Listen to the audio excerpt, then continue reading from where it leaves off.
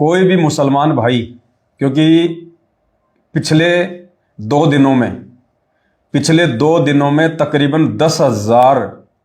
मुसलमान भाइयों ने मुझे फॉलो किया है। पिछले 2 दिनों में 10,000 लोगों ने, जिनमें 90% मुसलमान हैं। और फॉलो करने का रीज़न क्या था? दास ने बहुत पहले दशरथ पुत्र श्री रामचंद्र जी को लेके एक वीडियो बनाया था कि जो भी उनका धर्म साबित कर देगा कि श्री रामचंद्र जी का धर्म हिंदू है, या वो हिंदू धर्म से थे, या उनके पूर्वज हिंदू थे, तो 1 लाख रुपए आप जीत सकते हैं। अभी 22 जनवरी को जो एक पाखंड हमारे देश में लाइव दिखाया गया, मूर्ति में प्राण डालने का पाखंड, मंदिर बनाने के बाद उसमें मूर्ति में प्राण डाल के उसकी पूजा करने का हमारे किसी भी धर्मशास्त्र में कोई प्रमाण नहीं है। चारों वेदों में इस पाखंड का कहीं कोई प्रमाण नहीं है। हम खुला चैलेंज करते हैं भारत के चारों शंकराचार्यों को, खुला चैलेंज। यदि भारत के चारों शंकराचार्य मिलकर, जिन्होंने एक एक वेद को बांट रखा है, अगर ये चारों शंकराचार्य उन चारों वेदों में से, और चारों वेदों का सार है पवित्र गीता जी, तो 4 वेद और श्रीमद् भागवत गीता, इन 5 ग्रंथों से यदि हमारे देश के चारों शंकराचार्य मिलकर ये साबित कर दें, ये प्रमाणित कर दें कि सनातन धर्म में, सनातन संस्कृति में, हमारे वेदों में, गीता जी में कहीं भी मंदिर, मस्जिद, चर्च या गुरुद्वारा बनाने का परमात्मा का कोई आदेश है, कोई विधान है, या मंदिर बनाने से परमात्मा प्रसन्न होता है, भगवान प्रसन्न होता है, या एक पत्थर की मूर्ति में भी एक इंसान प्राण डाल सकता है, यदि कहीं भी एक भी श्लोक में यदि आप ये साबित कर दें, चारों शंकराचार्य मिलकर, और भी जितने आचार्य हमारे देश में आए दिन बनते रहते हैं, 2-4 आचार्य तो रोज बनते हैं, यूट्यूब पर वीडियो बना बना के प्रचार करते हैं, सबको चैलेंज है, सबको। आप साबित कर दो कि हमारे सनातन धर्म में, जिस सनातन धर्म से हिंदू धर्म निकला है, मुसलमान धर्म निकला है, जैन धर्म निकला है, सिख धर्म निकला है, ईसाई धर्म निकला है, यहूदी धर्म निकला है, दुनिया में जितने भी धर्म और संप्रदाय हैं वो सब के सब सनातन धर्म से ही निकले हैं।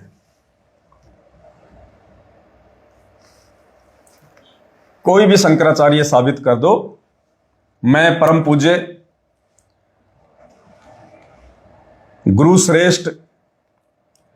सतगुरु रामपाल जी परमेश्वर जी का छोटा सा अदना सा शिष्य उन शंकराचार्यों की टांग के नीचे से निकल जाऊंगा, अगर वो साबित कर दे कि चारों वेदों में कहीं भी श्री रामचंद्र जी का मंदिर बनाकर, श्री कृष्ण जी का मंदिर बनाकर, या हजरत मोहम्मद की मस्जिद बनाकर उनकी पूजा पाठ करने का कोई विधान है। चलो ये तो छोड़ो, मैं भारत देश के चारों शंकराचार्यों को अपने गुरुदेव भगवान की आड़ लेकर, उनके आशीर्वाद से यह चैलेंज करता हूं,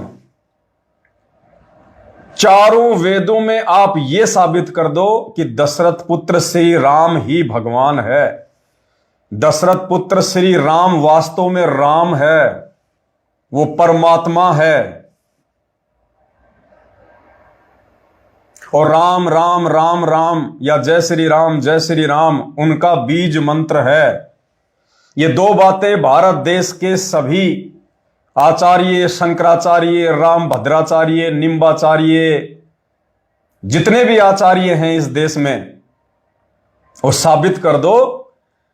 कि दशरथ पुत्र श्री राम ही वास्तव में राम है, वो राम जिसके विषय में कहा जाता है कि दुनिया चले ना श्री राम के बिना, वो राम है जो दुनिया चला रहा है। साबित कर दो। और जय श्री राम या राम राम राम राम राम राम राम राम। राम भद्राचार्य जी का एक इंटरव्यू मैंने देखा था, उसमें वो कह रहे थे कि मैं प्रतिदिन 2 लाख राम राम राम राम राम राम राम राम जपता हूं। तो राम भद्राचार्य जी से, चारों शंकराचार्यों से निवेदन है, प्रार्थना है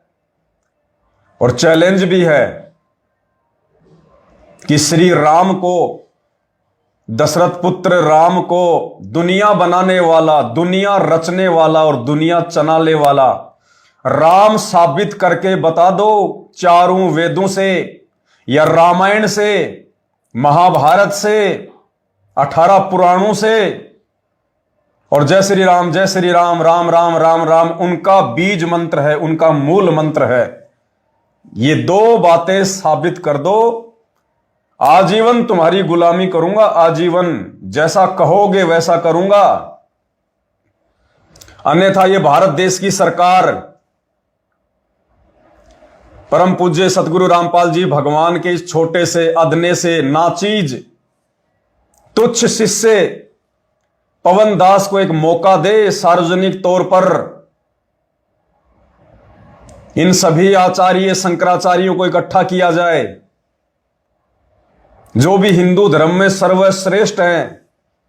कि हमसे बड़ा हिंदू धर्म को जानने और मानने वाला कोई धरती पर नहीं है। जितने भी चारों वेदों के प्रकांड ज्ञाता हैं, आचार्य हैं,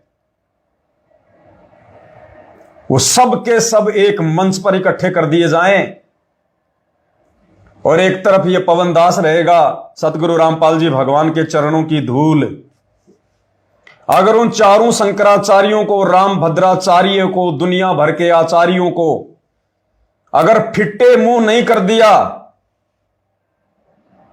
फिट्टे मुंह नहीं कर दिया, अगर उनको धूल नहीं चटा दी, अगर उनसे कान नहीं पकड़वा दिए कि भाई संत रामपाल जी के भगत के आगे ज्ञान चर्चा करने में हमारी औकात नहीं है भाई, तो बताना, मौका तो दे सरकार एक बार। अगर वास्तव में सरकार चाहती है कि हिंदू मुसलमानों का झगड़ा मिट जाए, सब आपस में भाईचारे से रहें, और कौन भगवान सही है, किसकी भक्ति सही है, यदि इसका निर्णय हो जाए, यदि सरकार चाहती है, तो सिर्फ एक मौका दे, एक मौका दे सिर्फ सरकार, एक मौका। 3 दिन के अंदर अंदर, 3 दिन के अंदर अंदर इस पूरे भारत देश को यह पता चल जाएगा कि वास्तव में धरती पर राम कौन है, असली राम कौन है। जिस राम की भक्ति के लिए ना मंदिरों की आवश्यकता है, ना मूर्तियों की आवश्यकता है, ना पाखंड की आवश्यकता है। वो राम कौन है जिसने दुनिया बनाई, जिसने दुनिया रचाई, जो दुनिया को चला रहा है, जिसने राजाओं को राज दे रखा है, मंत्रियों को जिसने पद दे रखे हैं, वो राम कौन है। इस देश में हिंदू मुसलमान का झगड़ा ही समाप्त हो जाएगा यदि भारत सरकार मुझ पवन दास को मात्र 3 दिन का समय दे, मात्र 3 दिन का।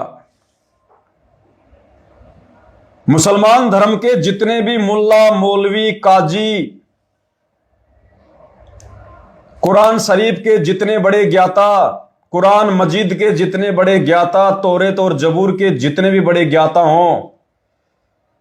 मुसलमान धर्म के जो शीर्ष धर्मगुरु हैं, उन सबको इकट्ठा कर दिया जाए एक मंच पर। और एक तरफ परम पूज्य सतगुरु रामपाल जी भगवान का ये छोटा सा अदना सा कुत्ता पवन दास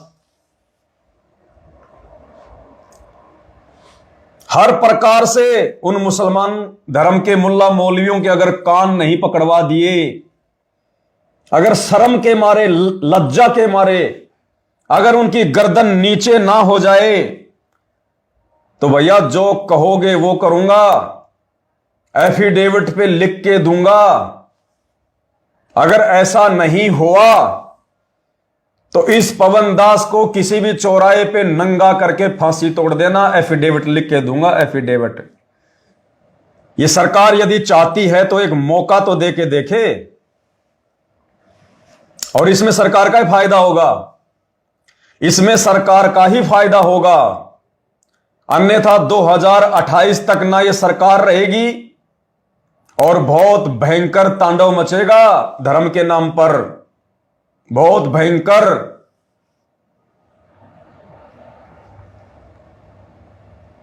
तो मेरी जो बातें हैं, मेरी बातों को